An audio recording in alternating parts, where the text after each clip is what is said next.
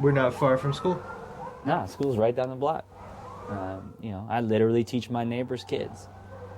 So, those sirens right there, it's a lot of them, so probably means something really popped off. And when we come back on Monday, I'll probably hear about it if I don't hear about it before then. If you don't live on the block, if you don't live in the community, there's a way in which you can lose track of that. I think most teachers know what's going on in Oakland. But if it's not part of your own life, there's a way in which I think you can walk into the classroom and it's remote, and it's more difficult to connect it to the lessons and the relationships you have with kids. And it's harder for kids too, because they know, you don't really know what's going on. And you don't really know what we just experienced last night. I watched somebody die right there, shot, and I watched them bleed out right there, right in front of my eyes. Watch somebody else get shot right here. And I have all the resources to cope. I have an excellent income. I have all the advanced degrees. I have all the knowledge of the science about how it's affecting me and how it's affecting my body. And there's certain things that I see, or certain sounds that I hear, or certain words that are said in a certain sequence that trigger that image in my mind, and I can't think. I literally lose track of my thought, and I have to recover out of it. And I think, damn, if I have all these resources and all this knowledge about how my body's reacting, and it still stops me sometimes dead in my tracks, what's it like for a 12-year-old? What's it like for a 15-year-old? And what's it like for them to continually be, re-engaging with that kind of trauma, re-engaging with the sirens, re-engaging with the sounds and the noise and the words and the images, and then come to school and have school talking about test scores. The disconnect is so radicalized, and the more violent, the more, when I say violent, I mean all the layers of violence, not just, gun violence, but, verbal abuse, and the violence of poverty, and the violence of racism, and the violence of police brutality, and all those things. The radical disconnect between the intensity of those experiences in the lives of urban youth and the kinds of things that we are focused on attempting to teach them and measure their learning around is so ridiculous. The ways in which we approach schooling in this country with poor kids, particularly poor kids in urban environments, would never be tolerated for middle class or wealthy children. Never. I cannot imagine a scenario whereby Columbine, the day after those shootings, is like, back to the books. Come on, we got the big state test tomorrow. And I can't even imagine that. And neither can anybody else. Right? Because it's ridiculous to think that they would do that. And that's what we do every day.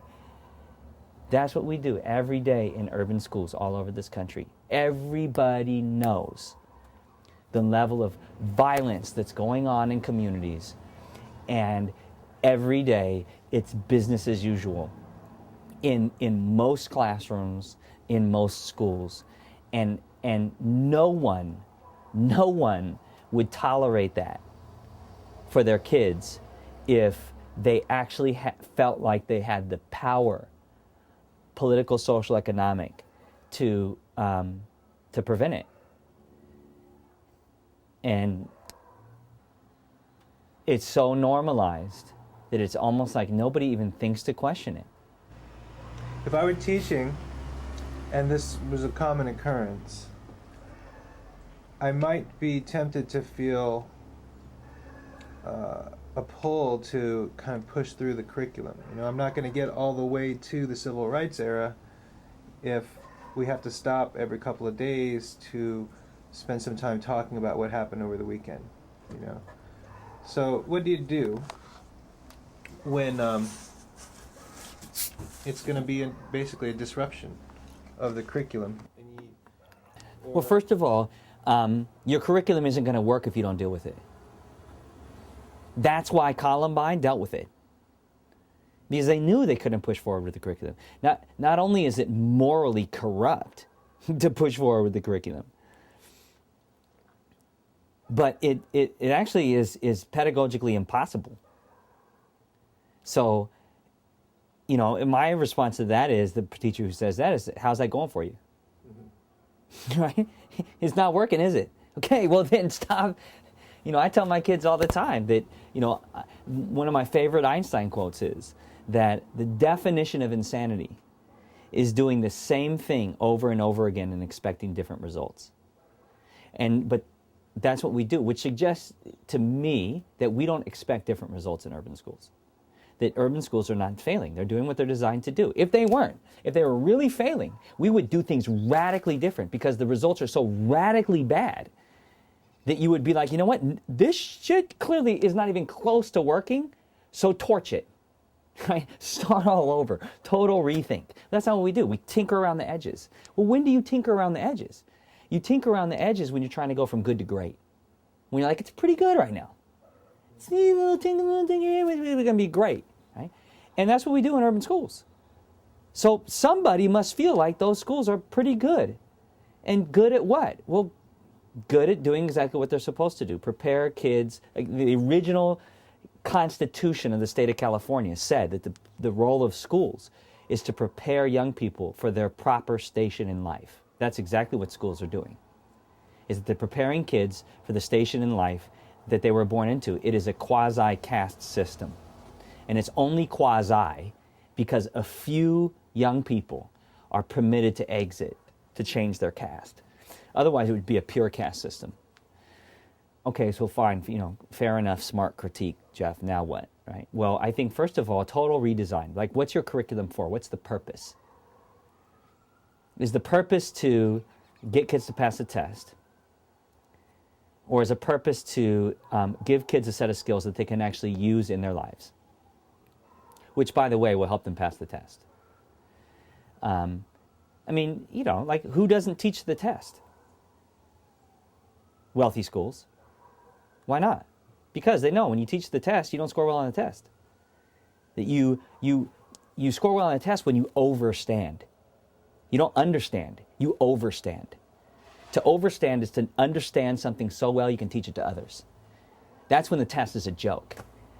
So they don't teach the test because the test is a joke. The base level of the test is so low, right? My mentor, Pedro Noguera, says that you don't get ahead by going slower. So we're literally remediating kids. We're slowing down the teaching so that they can get ahead. Who does that make sense to? So one, you need a total curriculum redesign. If the civil rights, to your example, if the civil rights period is the most significant period in your curriculum, then who says you have to teach chronologically to get to the civil rights period? Then start with the fucking civil rights period, right? Start with the most important shit, right? And then, we can backfill the dumb shit later, right? But let's really start with the stuff that has real material significance to young people's lives, right? So A, right, there's a good starting point. How about if you figure out what's really important in your young people's lives, and then start your curriculum there. Like, that's the center point, that's the hub around which everything spins out.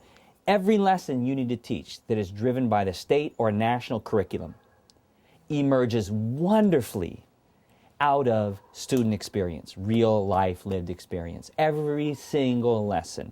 Because no lesson in history that we learned 10 years ago, 50 years ago, 1,000 years ago is not being repeated right now. And if you start 1,000 years ago, right? But if you start right now and kids begin to see, right, the interrelationship between now and they're way more engaged, right? It's not rocket science. And what I'm saying is it's not breakthrough. Go back and read Dewey. Right? For, all the sort of folks who want to, cite a famous, relatively conservative white scholar, let's look at John Dewey, right? In 1901, he writes, or 1902 maybe, he writes one of his most famous works, and the title of the book is Child in the Curriculum.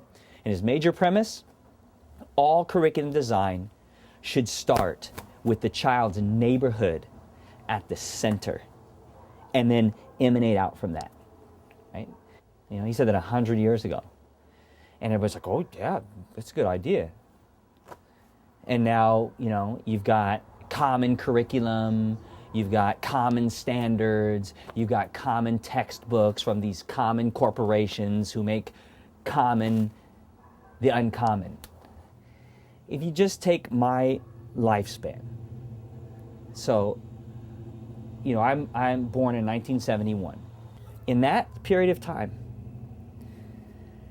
we went from no home computers to, in my elementary school, we had one computer, and it was a green screen Apple IIe.